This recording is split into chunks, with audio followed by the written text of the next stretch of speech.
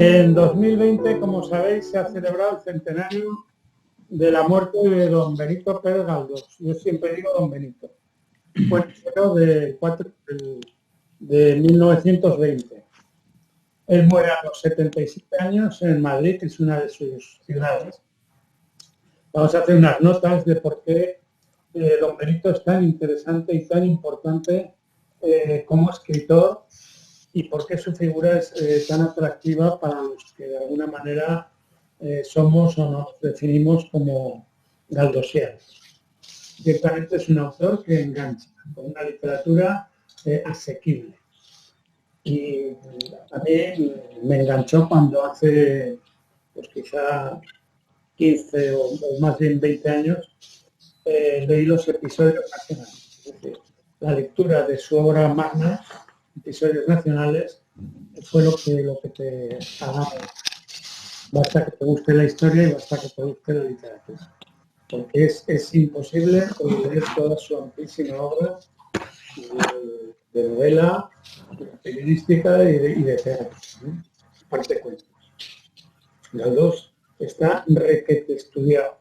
O sea, hay ingentes artículos, monografías, estudios de toda índole dentro de España y muy estudiados.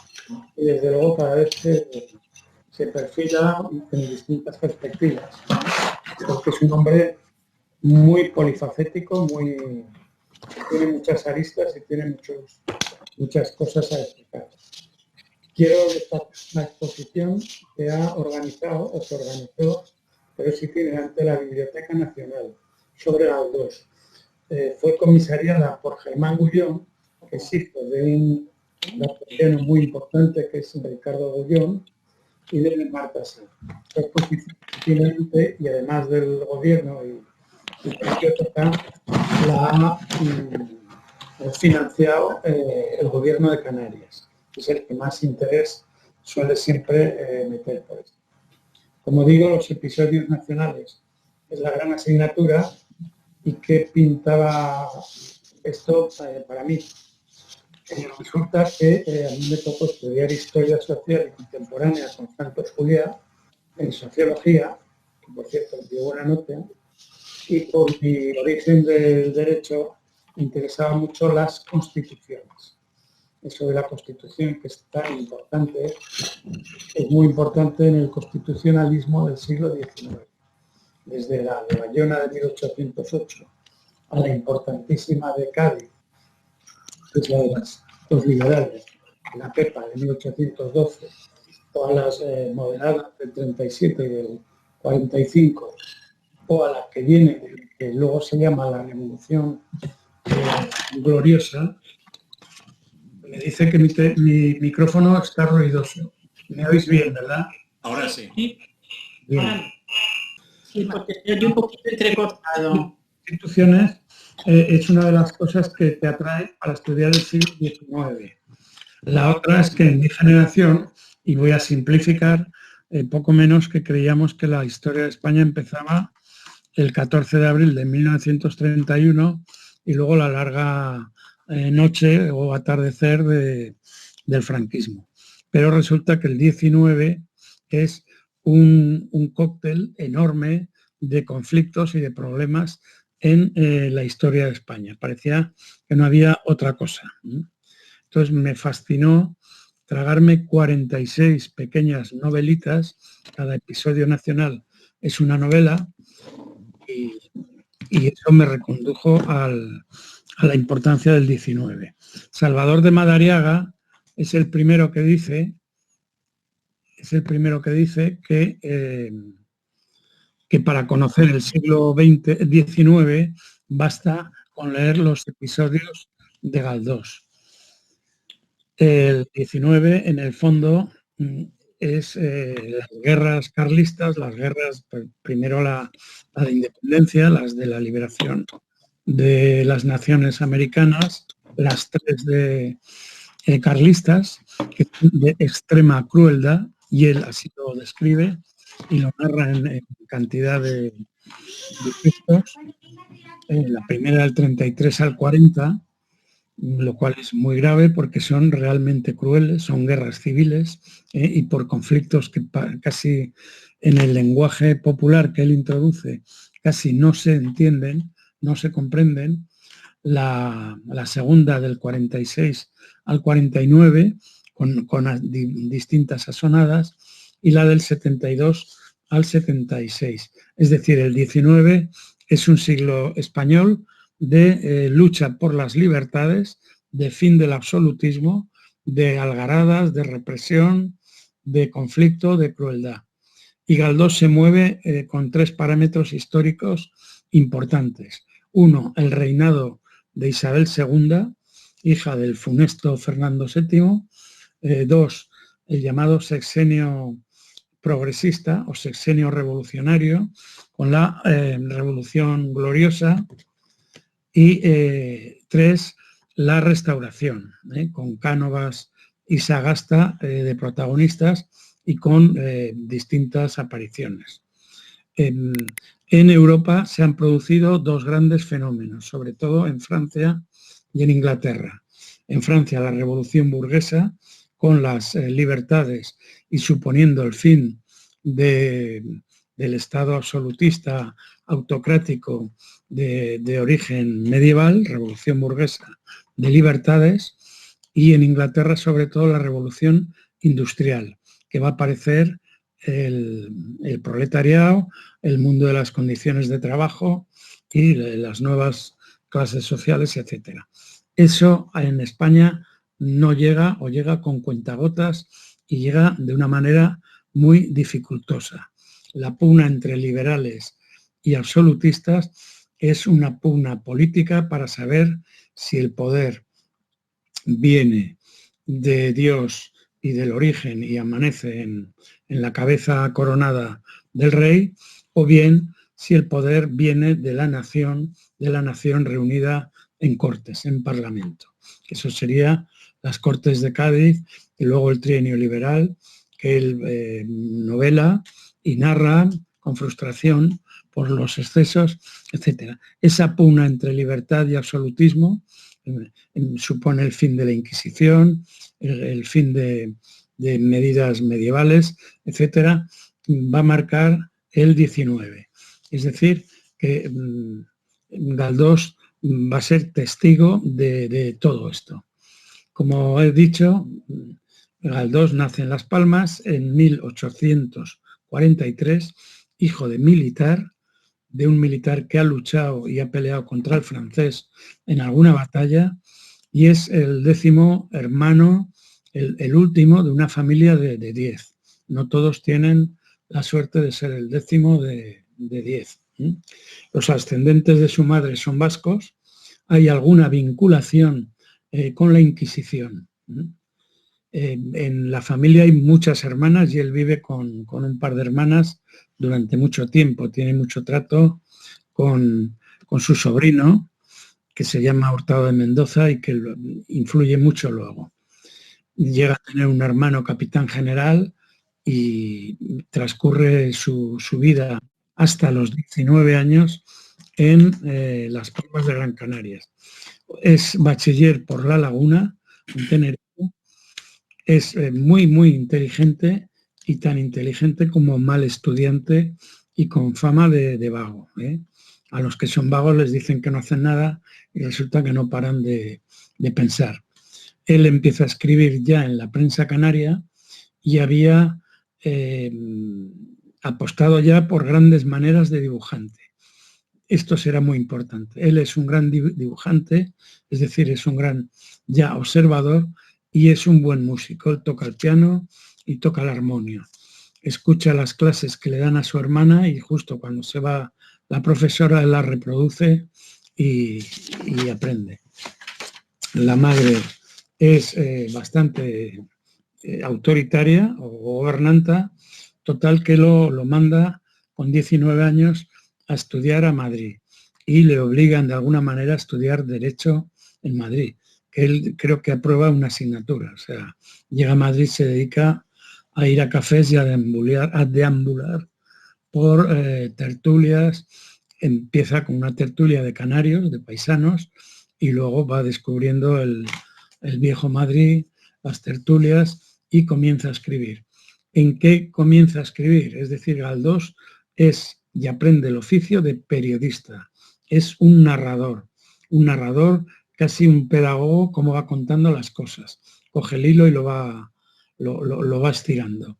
Y empieza con críticas de arte y con críticas musicales. Es un admirador de Beethoven y de Mozart. Luego, más adelante, descubre a Wagner, que también le impresiona mucho. Pero él es autodidacta en todo, es decir, y él va aprendiendo. Es una esponja que va tragando. De esas crónicas artísticas y musicales empieza a ir a hacer crónicas políticas, colabora en los distintos y más importantes periódicos y revistas, cada uno la funda, y más de un periódico llega a dirigirlo. Él alardea que a los 23 años ya se mantiene, no necesita que le manden dinero de su buena familia mediana, de su buena familia de Las Palmas, y ahí él adquiere ya ese oficio de periodista, de observador y de autodidacta. En la universidad conoce a un gran amigo muy influyente que va a ser Giner de los Ríos, el krausista que genera la institución libre de enseñanza, que es un faro de sabiduría, de libertad, de creatividad muy importante. Y Giner es uno de sus primeros amigos. Conoce en el Ateneo, que lo frecuenta el Ateneo de la calle de la Montera antes de irse a la calle de las Huertas, que es el actual. Allí ya empieza a conocer a personas importantes. Una de ellas es Menéndez Pelayo, con el que tiene un trato cordial, siendo completamente opuestos en su manera de pensar. Tienen un trato cordial, coinciden en Santander y coinciden en muchas cosas que luego veremos. Son candidatos al premio Nobel en un suceso lamentable de la vida española. La pugna del Nobel, a la que luego referiré. Pero siempre se rodea de personas de mucha valía. Habla poco, escucha mucho, es de los españoles que escucha y observa, y él es, además de observador, como he dicho, un gran lector y un gran autodidacta. No acaba la carrera, le echan porque no va a clase, pero se queda con las amistades que digo. Como es un gran lector, pasa las noches leyendo, aunque luego se sabrá que escribía de madrugada, se levantaba a las 5 o las 6 y toda la mañana la dedicaba a escribir. Y enseguida, porque va a París en su primer viaje con su sobrino y su hermana, y es corresponsal de prensa a la exposición de París, descubre a Balzac. Empieza con la novela que habréis leído, la novela de Eugenia Grandet, y después va adquiriendo toda la bastante obra de Balzac, alardea de 40 libros. También descubre a Dickens, y no solo lo descubre, sino que se atreve a traducir a Dickens. Con lo que digo ya aparece el proletariado, la pobreza, la miseria de la gran ciudad, etc. Pero Balzac y Dickens son los grandes maestros. Paulatinamente él se va dando cuenta que el periodismo sirve para un día, lo que escribes desaparece, entre comillas, con el siguiente artículo o con el siguiente día, y entiende que la novela tiene más perdurabilidad. Él ya ha hecho pinitos con alguna de sus primeras obras y es lo que luego hará. Además de Balzac y de Dickens, que es con los que aprende el arte de novelar del 19, él sigue viajando.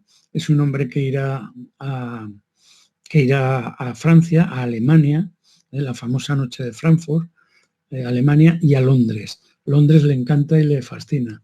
También conoce Marruecos y también conoce Italia. Es de alguna manera un europeísta, es de los que pugna por la europeización de España, por su modernización. Como lector también estaba muy de moda, descubre a Schiller, que es el contemporáneo y vecino de Goethe, y a Víctor Hugo o a Walter Scott, o qué decir de los clásicos. Estudioso acérrimo del Quijote, al que de alguna manera imita por la ironía y por el humor, y desde luego también de Lope de Vega y de Shakespeare. Después de la novela, él dará un salto, ayudado y animado por su amiga íntima Emilia Pardo Bazán a ver, o sea, a pasar al teatro.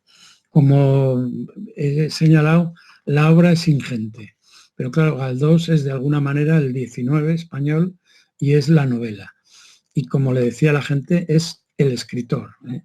Es el escritor, vive de esto. También lee a Baudelaire, ¿eh? Baudelaire había traducido a Allan Poe porque su madre era inglesa y conocía, con lo cual él está muy informado de lo que se hace y de lo que se hace en Europa. Llega a escribir 19 libros de impresiones y de viajes, como por ejemplo Memorias de un desmemoriado, etcétera, 19, que es una gran cantidad, 31 novelas, también se dice pronto porque las hace casi como churros, pero Fortunata y Jacinta es una novela de 1000 páginas, ¿eh? Es un novelón, ¿eh? O llega a hacer 26 obras de teatro, añadir a las 31 novelas las 46 de los episodios nacionales, es decir, que tiene más de la centena de libros, y además es aplicado en su escritura. Eso de que era descuidado no es cierto. Hay que ver cómo han descubierto luego las pruebas y las correcciones, como él corregía mucho. Es decir, ese vago estudiante, ese gandul de cafés y de callejear, de flanear, que decía él, hace un verbo de la palabra flan. Ese que flanea por las calles madrileñas resulta que es un trabajador ingente. Muchas veces lo hace para comer, acuciado por deudas, porque además otra característica de su personalidad es su generosidad, que a veces despilfarraba, y contaré alguna anécdota. Fecundo, prolífico y vago, y observador. Por otro lado, es muy tímido, ¿eh? Hablan y escriben de él que siempre estaba lleno de conchas, es decir, que no soltaba prendas, muy celoso de su intimidad. Escriben alguna impresión que qué le importa a la gente si come sopa o si come arroz, como diciendo, ¿para qué esos cotilleos? En fin, si viera ahora el Sálvame y todo eso, se quedaría asustado, ¿no? Con el arte del alparcerío, ¿no? Y también, obviamente, es un soltero empedernido, irreductible, ¿eh? Es muy tímido, pero un ligón descomunal. Luego se ha sabido que cuando lo mandan a Madrid su madre es porque empezaba a tontear con su prima llegada de Cuba, una chica muy exótica que se llamaba Sisita. Solo se sabe el nombre de la prima, pero la madre lo manda para poner tierra por medio. Él, como se sabe, entre sus técnicas, una de las más importantes en la novela novelística que él domina, que él introduce, es personajes sumamente verosímiles. A él le gusta escuchar las conversaciones de la gente, y es una de las cosas que suele hacer todas las mañanas, porque luego retiene con su gran memoria para hacer personajes muy verosímiles, en la medida que es un maestro de los diálogos. Sus novelas tienen mucho diálogo, y obviamente esto también influye en las técnicas del teatro. Como siempre, y propio de España, empieza a tener enemigos. ¿Por qué? En primer lugar, porque él está contra los folletines románticos, melancólicos y de enamoradizos, etcétera, de la novelística de entonces. Y eso viene a ser un paralelismo con lo que Cervantes hace con las novelas de caballería. Si uno rechazaba las novelas de caballería, él rechaza esta novelística tan ñoña y tan barata. Otro tema, como digo, es que él escribe ameno, es decir, se escribe para agradar, para el placer de leer, para entretener. Y esto se adoba con ironía y con humor. Y Galdós es buena persona, es decir, no hace sangre, aunque siempre ponga en boca de sus personajes los mayores comentarios críticos o sus visiones, etcétera. He de decir que luego, al final, en la evolución de su novelística, en la que digo ha rechazado los folletines fofos frente a la información que aporta la realidad. Él teoriza, cuando entra en la Real Academia, es académico, teoriza sobre la novela realista y dice que la realidad es la que informa, es la que da riqueza, la que informa, la que instruye de lo que pasa a la gente. Y a esos diálogos y a esos personales verosímiles le critican que esto es poco literario, es decir, que poner el lenguaje de la gente popular, de la gente de las calles de Madrid que lucha por la vida, eso supone que es poco literario, que es poco eficaz, que es poco divertido. Cuando llegan los modernistas, al principio, sobre todo Valle Inclán, que almibaran el lenguaje, que lo adornan y lo embellecen hasta la extrema, hasta lo más extremo posible, pues claro, critican que este hombre saque todos los oficios, todas las modistillas, todas las verduleras, toda la gente de los mercados, etcétera. Pero aún así, su prosa es elaborada y es amena y es correcta. Pero esa es una crítica. Le dicen que es poco literario, lo cual desde luego no resulta cierto. También lo critican los pseudo-intelectuales. Valle Inclán, con mala leche, dijo que era el escritor garbancero, en parte porque necesitaba comer, que tuvo pleitos, que luego contaré, con los episodios y el editor, y en parte por esto que digo del modernismo.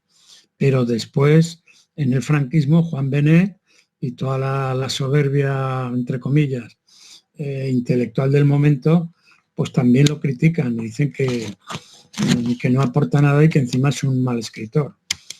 Y el tercer punto para criticarlo es que ganó mucho dinero en ocasiones y sobre todo tuvo mucho éxito. Y esto le generó enemigos. El cuarto punto para que lo criticaran era básicamente su posición radical anticlerical. Es decir, el pensamiento liberal evoluciona desde los liberales a los progresistas y a los republicanos. Esa corriente se produce a lo largo del 19 y ahí está don Benito Pérez Galdós, en primera fila, dejándose llevar muchas veces. El trato académico de él han agrupado su novelística en tres grandes apartados, a veces son 4, pero 3. El primero son novelas de tesis. Las novelas de tesis son personajes más directos, más de maniqueas, de buenos y de malos. El liberal, progresista, reformador, frente a la carcundia reaccionaria, inamovible, inmovilista, partidaria del Fernando VII, autoritario y felón. Sus primeras novelas, La sombra, que es algo raro, porque aún no ha llegado al realismo, pero sobre todo La fontana de oro, que es el café donde se reunían a conspirar. Aún está con una placa, ahora es un pub, pero no es en el mismo sitio, la Fontana de Oro. Otra sería Marianela, una novela de final un poco cruel, que también es muy conocida, o Doña Perfecta, que es la absolutista que riñe con el futuro yerno, que es progresista. Hay quien ve Doña Perfecta a la madre autoritaria.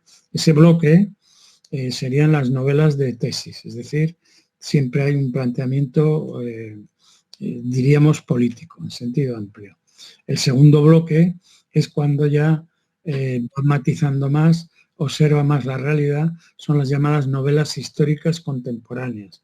Novelas históricas contemporáneas de su época, de su observación, etcétera. Sería Tormento, sería la de Bringas, sería la llamada obra maestra Fortunata y Jacinta, o el teatro, que sería Cassandra, pero sobre todo también Miau, que a mí me parece una grandísima novela que recomiendo. Y al final estarían las novelas históricas, pero espirituales, es decir, novelas de tesis, novelas contemporáneas de la materia, digamos, donde ya aparecen planteamientos psicológicos, no meramente descriptivos de personajes, sino psicológicos. Y por último, las novelas espirituales, que vienen a ser también una reacción contra el naturalismo que es la exacerbación del realismo, y donde se nota también que él ha leído a Tolstoy.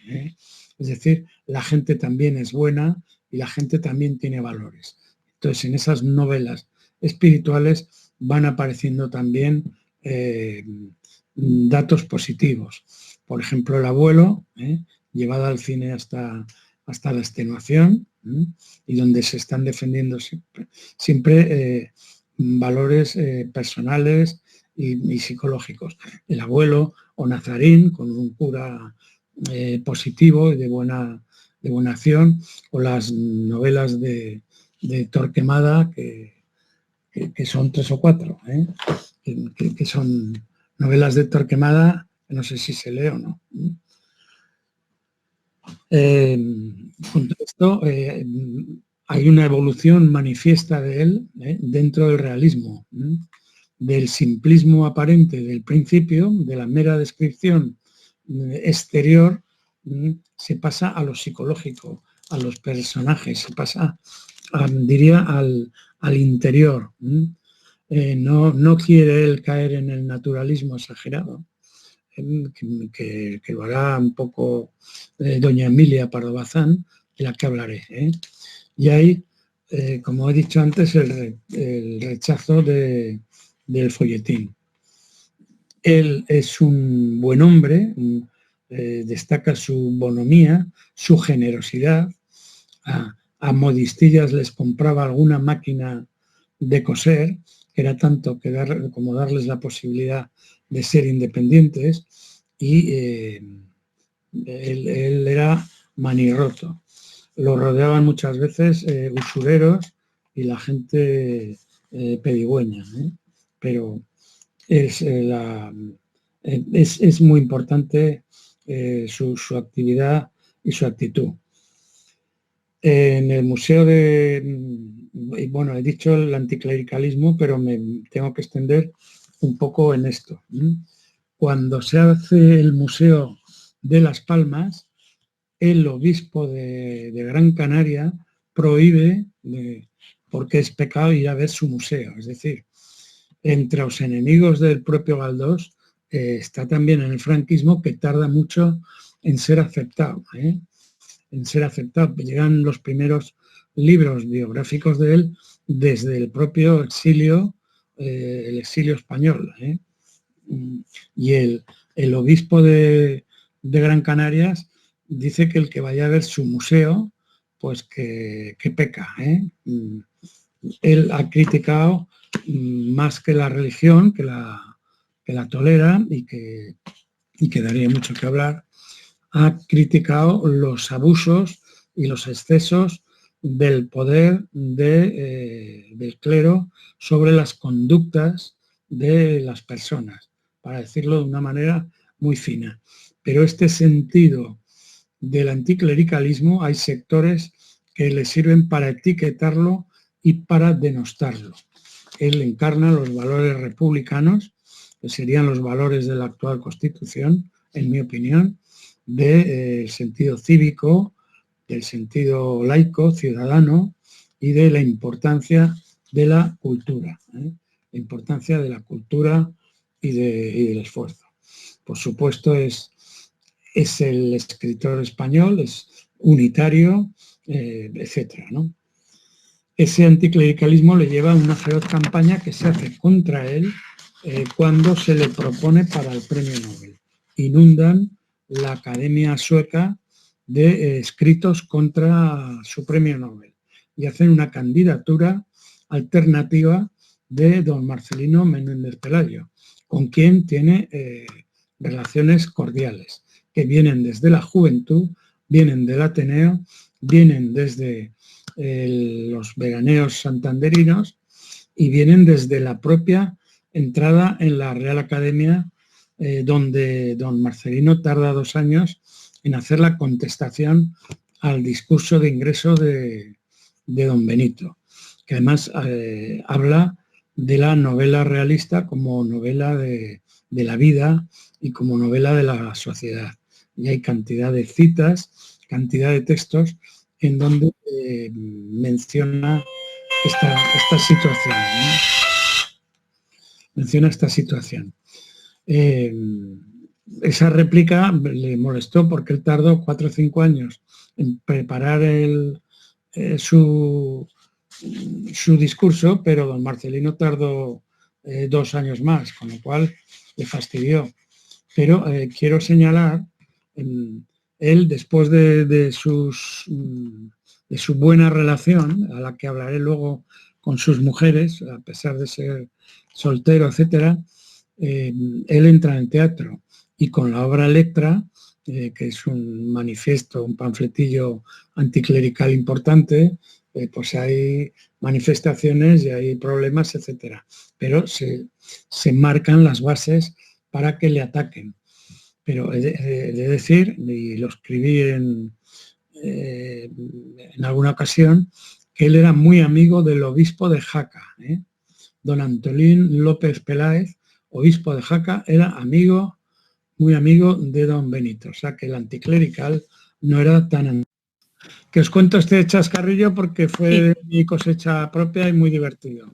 Este hombre era hijo de guardia civil de El Bierzo y cuenta que en su infancia veía pasar las tropas carlistas y narraba la crueldad de unos y otros. Acordaros cómo matan a la madre de Cabrera, por ejemplo, etcétera. Es decir, cómo este entretenimiento cainista y de guerra civil está criado en el 19 precisamente con móviles de modernización, etcétera. Y todo con el poder.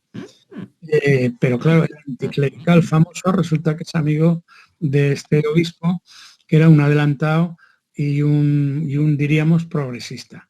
Este señor está enterrado en Tarragona porque de Jaca que era senador, de Jaca fue al arzobispado de Tarragona. Para mí es muy divertido porque introduce variedades de uva en los vinos del Bierzo.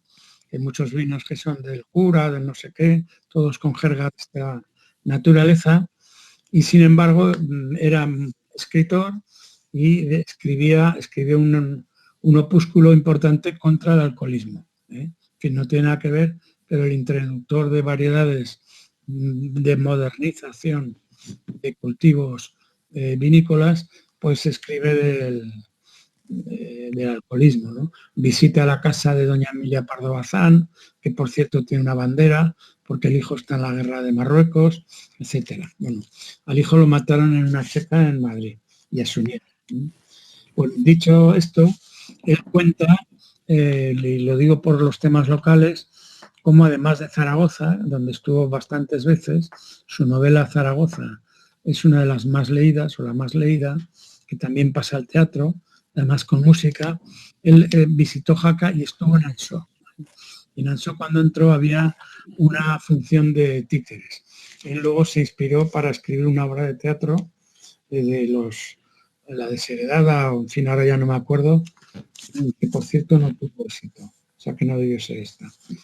Incluso cuenta que en Vinies había un árbol muy grande, o sea que fue Ansó por Canal de Verdún y Vinies, y que había parado debajo de un árbol. Yo busqué ese árbol, pero ese árbol ya no está, hay una especie de vaguada y no está. ¿Qué quiero decir con esto? Que él fue un gran viajero, un españolista, dirían ahora, que viaja no solo por Europa, sino por España. Y eso que don Pío Baroja es uno de los que le trata con cierta acritud y con cierta dureza, pues llega a decir que escribía de sitios donde no había estado. Pero es verdad que él mandaba cuestionarios como buen periodista, con 5 o 6 preguntas a las secretarías de los ayuntamientos, diciendo, dígame lo que sea, los ríos que hay por allí o de qué vive la gente o tal. Hacía grandes preguntas que le permitían poder escribir. No obstante, él viajaba. Además hay un sinfín de literatura de Galdós y León, de Galdós y Córdoba, o de Galdós y Zaragoza, ni os cuento el Heraldo, etcétera, etcétera. O sea, porque él corrió todos lados. Pero esto lo digo porque hay 3 ciudades importantes en su vida. La primera es Las Palmas, él ejerce de canario, él habla con deje y con acento canario, tuvo canarios como amigos o amigos canarios influyentes, además de las 3 veces que fue diputado, una lo fue por Las Palmas y además otra fue por Puerto Rico, por un distrito de Puerto Rico, y pelearon por una cierta autonomía en Puerto Rico y en Cuba, a los que no le hicieron caso. Otra ciudad importante es Santander, donde él construye en el Sardinero un chalet que medio diseña él, y como está escribiendo la novela de San Quintín, lo llama San Quintín. Él allí tenía cantidad de animales, más que perros y gatos, tenía ocas y tenía de todo, ¿no? Y es un gran coleccionista. Dentro de esa faceta poliédrica y de dibujante y de músico, también él diseña muebles, y quedan muebles que ahora están en el Museo de Las Palmas, porque su única hija, no pudo salvar el edificio, pero sí salvó el contenido y lo donó 20 o 30 años después al Museo de Las Palmas. Y de ahí que se conserven su biblioteca y su colección. Santander es muy importante porque le permite muchas veces huir de las ataduras que tiene su vida cotidiana en Madrid a medida que va siendo famoso y que va siendo ya una autoridad.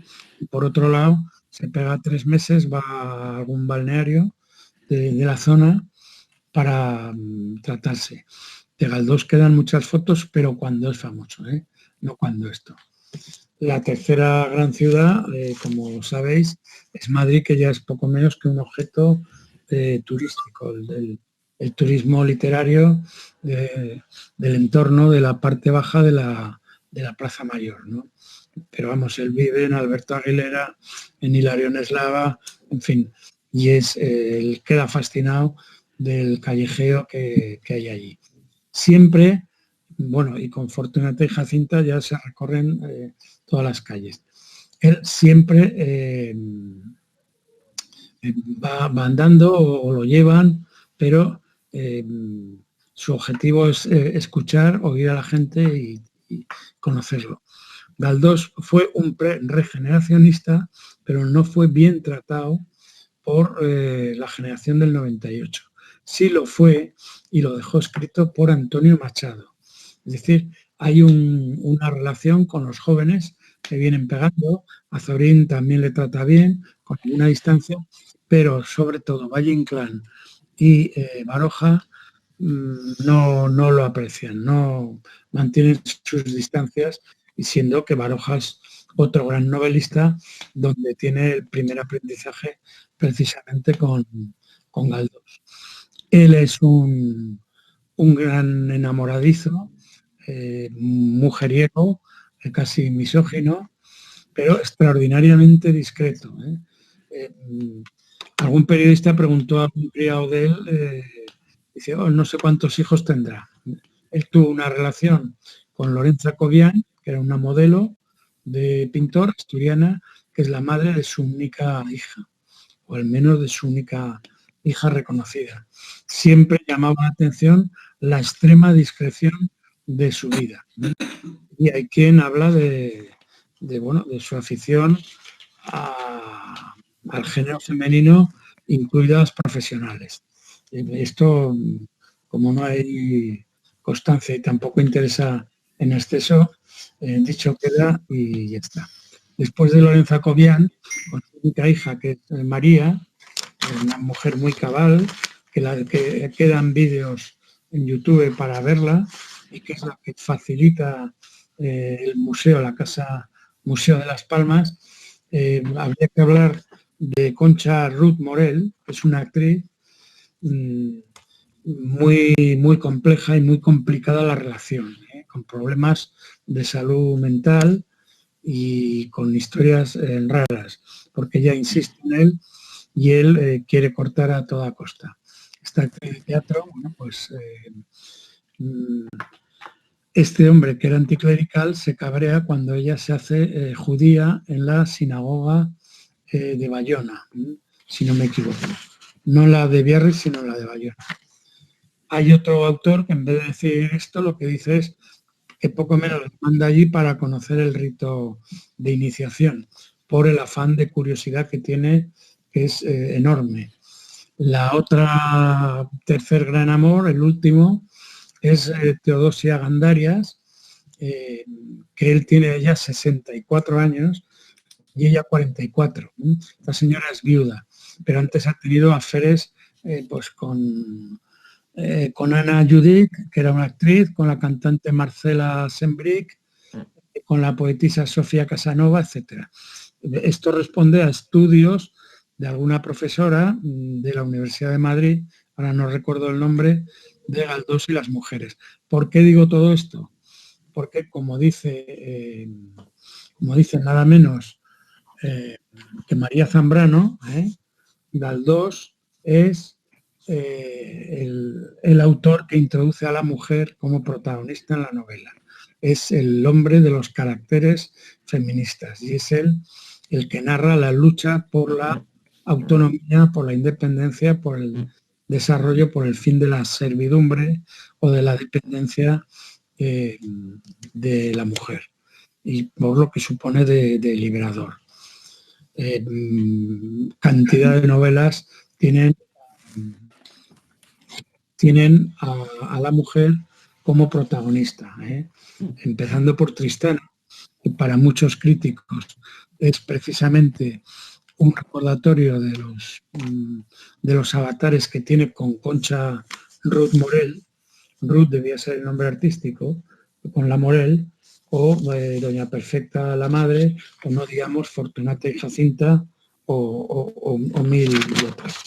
Y él, y mientras Teodosia Gandaria, que muere prácticamente a los 2 o 3 días de morir él, que por cierto era viuda de un señor nacido en Acumuer, hoy pueblo abandonado en Aurín, que se apellidaba Periel Lavedán. Lavedán es un pico de Sallén. Pues esta Teodosia Gandaria, maestra, es la que más nivel tiene de sus amantes, haciendo excepción a la que me voy a referir ahora, porque es importantísima y porque este año ya se hace el centenario de su muerte, que es doña Emilia Pardo Bazán, de la nobleza gallega, y que tienen un amor muy apasionado, una relación que empieza siendo literaria y de crítica, que se transforma en una relación amorosa, y decir que se conservan las cartas de ella a él, pero solo una, la primera, de él a ella, hablando de crítica. Hay que pensar que con su amigo Clarín, que hace una biografía y que coincide ya en el Ateneo, forman el triángulo literario más importante del XIX, con La regenta de Clarín, Fortunata y Jacinta, por decir la más notable, o con Los Pazos de Ulloa de doña Emilia, que, como sabéis, era la dueña y la que se hace su gran torreón en el Pazo de Meirás, de bastante recuerdo reciente. Ese es el trío de los escritores realistas y de la importancia que tienen los tres. Sobre todo don Benito, porque es el que estamos. He dicho que la mujer, pues la de Bringas, la desheredada, la novela que también recomendaré de Misericordia, con Benigna, con Benina como protagonista, o con Marianela, que es quizá una novela para mí un poco menor, encima muy triste. Ya sabéis la historia de la Marianela que cuida al ciego, el ciego que ve y cuando ve, pues la desprecia, etcétera, ¿no? También he señalado lo de que era muy buena persona y generoso por lo de las modistillas, porque daba dinero y era pródigo. Pródigo, claro, luego necesitaba dinero y entonces quien no lo conocía o se quedaba en pequeños detalles decía que era un tacaño que solo pensaba en esto. Pero no es así, es que tenía el bolsillo roto. He de decir también su labor política. Él es siempre político, pero tiene páginas en las que desdeña la política, desdeña al político de oficio, al político del acta y la farsa. Dice que solo les importa eso. A él lo que le interesa es el progreso, la libertad, la cultura, la ciencia, etc. Él siempre se rodea, como os he comentado ya, con grandes personalidades, Clarín, Giner, Méndez Pelayo, Cánovas, conoce a Silvela, su abogado es Maura, don Antonio Maura, al que luego combatirá cuando él es republicano y está en la coalición republicano-socialista, combate a Maura y le dice, usted se ha descarriado, pero le sigue escribiendo y le pide algún favor para su sobrino, y hay siempre una relación cordial. Maura fue el abogado cuando peleó por los derechos de autor de las dos primeras series. Sabéis que los episodios nacionales son 5 series, cada serie tiene un protagonista distinto y cada serie son 10 novelas. Las dos primeras, el editor se las quedaba para él y pleiteó, llevándole la dirección del litigio, don Antonio Maura, que luego es presidente del gobierno, en la Restauración. Decir que entre la segunda serie y la tercera, y por razones de dinero, que también puede que influya aquí el mote de garbancero, de escribir para tener garbanzos para comer, o garbancero porque escribe de lo que come la clase popular, la tercera serie viene 20 años después. Son series de 10 novelas, menos la sexta, que acaba con Cánovas y solo concluye, y solo hace 6. Si la primera empieza con Trafalgar, porque él conoció en Santander a un anciano que había sido grumete en un barco de la flota española, dirigida por el francés Villeneuve, pues fracasan. Los barcos ingleses más ágiles y más rápidos producen la tragedia.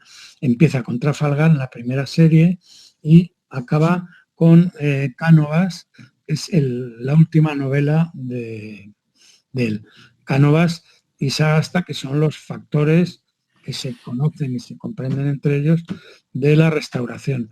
Restauración que él, con el tiempo, porque él va pasando del idealismo liberal y progresista a un cierto escepticismo y a un cierto cansancio, y a un ver que la política, sin más, tampoco es ciertamente la solución.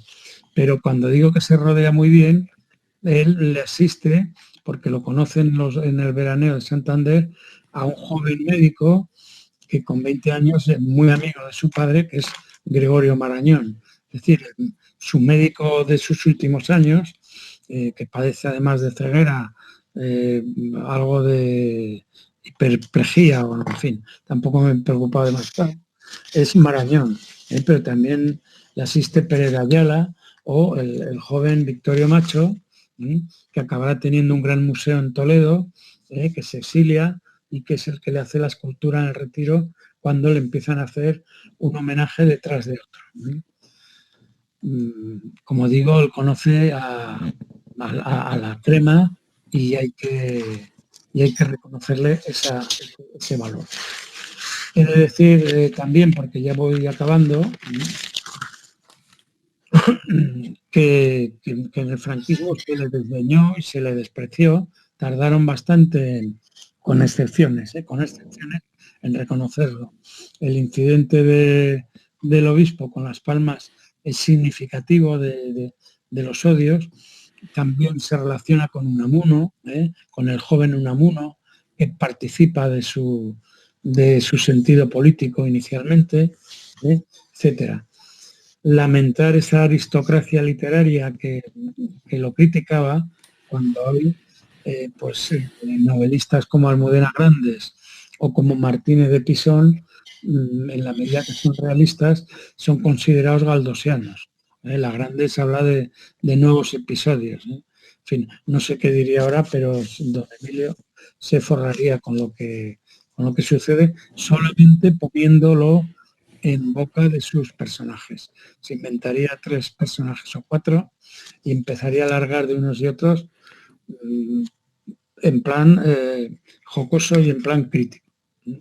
Esa aristocracia que no lo aceptó, y que además lo envidiaron pues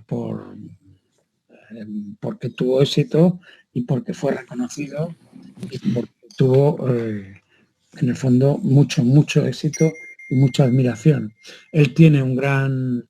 muere el 4 de enero, ha estado 10 años por lo menos ciego, siempre va asistido y bueno, decir también la relación que tuvo, porque era un coleccionista de arte con la pintura, la cantidad de retratos que tiene, valorar el de Sorolla, el de Beruete, el de amigos que tiene del Ateneo, las esculturas de Victorio Macho, que le hace la famosa para el Retiro, cuando se le hace un homenaje justo un año antes de morir, y lo suben, lo elevan para que pueda ver la escultura.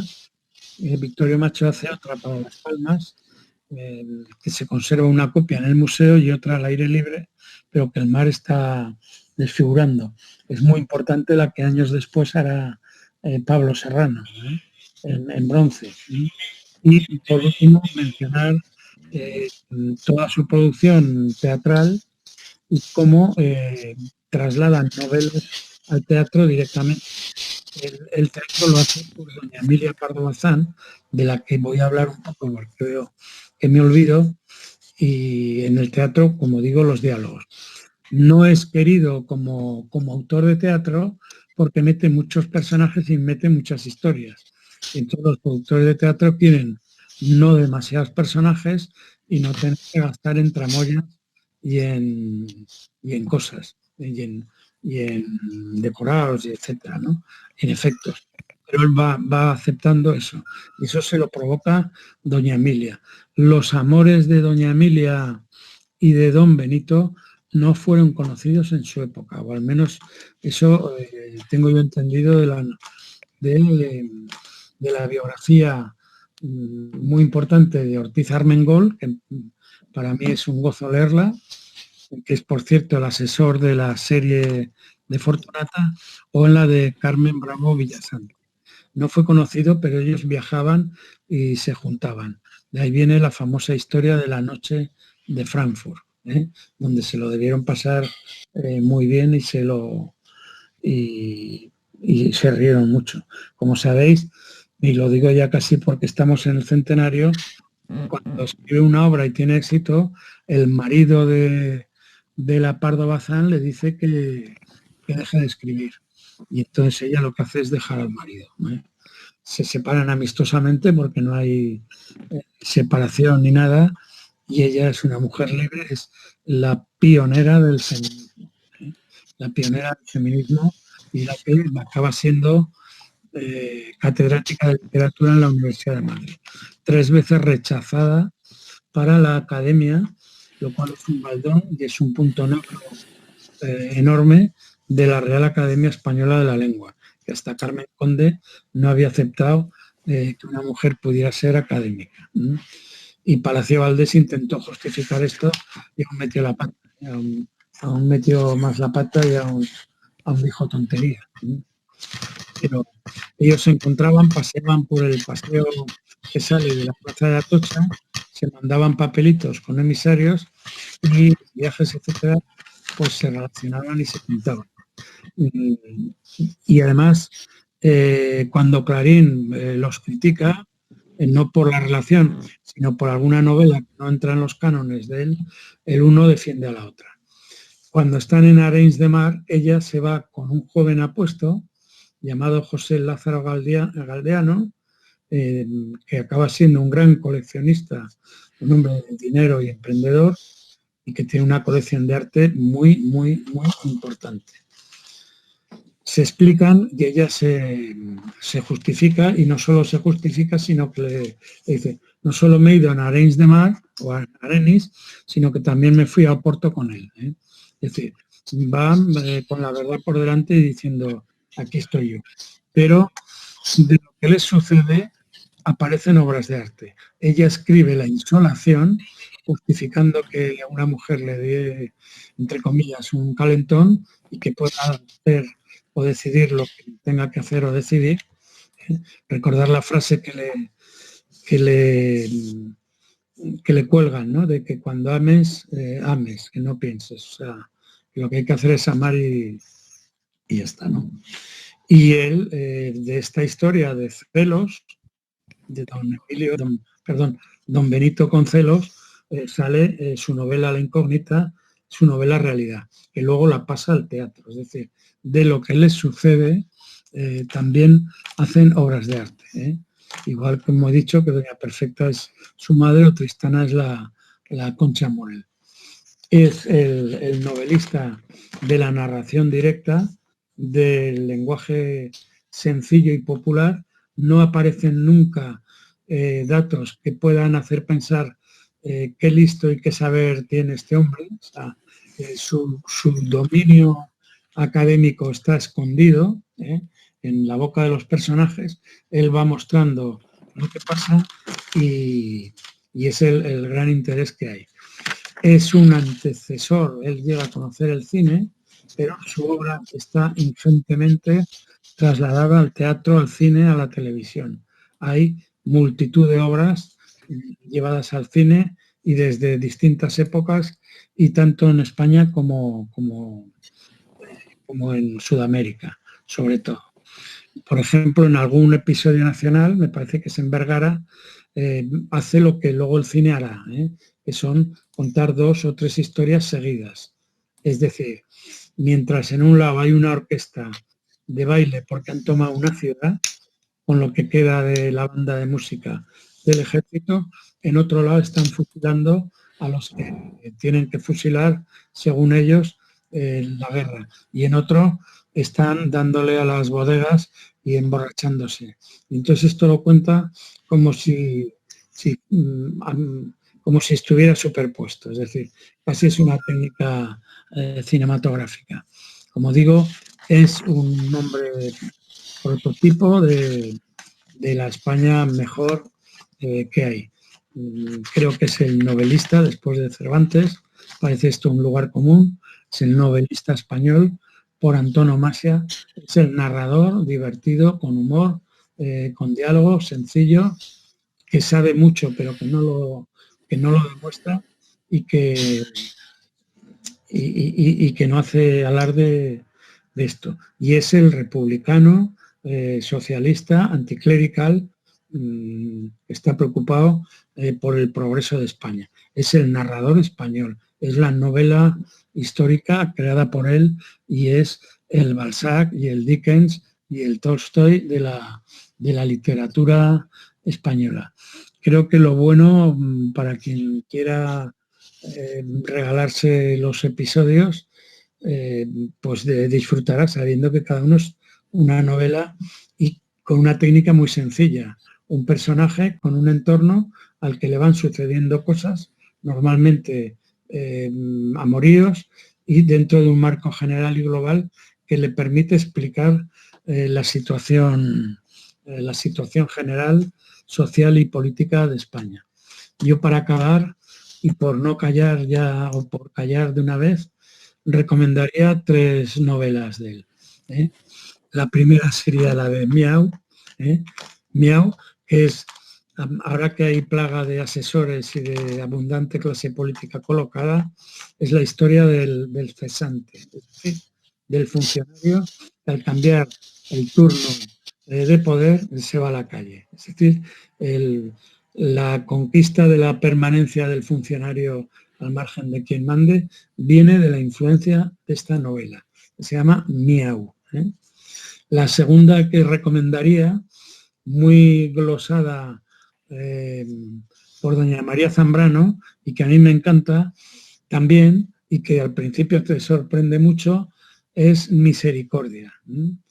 Misericordia, que es una especie de alegoría en donde la criada de la casa, que se llama Benigna, porque elige las palabras, se pone a pedir para mantener a la señora de la casa.